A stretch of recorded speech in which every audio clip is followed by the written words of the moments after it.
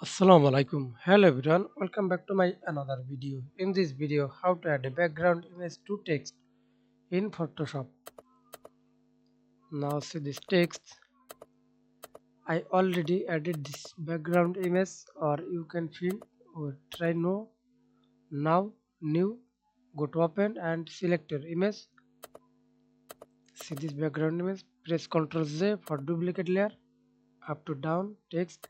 Right click, create clipping mask, and see this text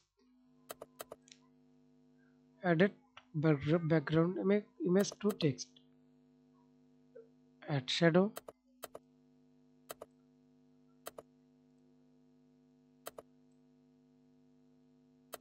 or stroke.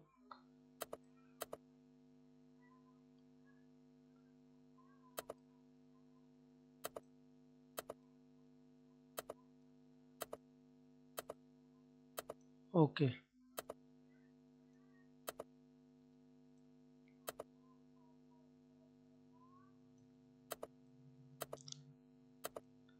Now we can see this add background image to text. Thanks for watching video. Please subscribe to my channel, like, comment, share.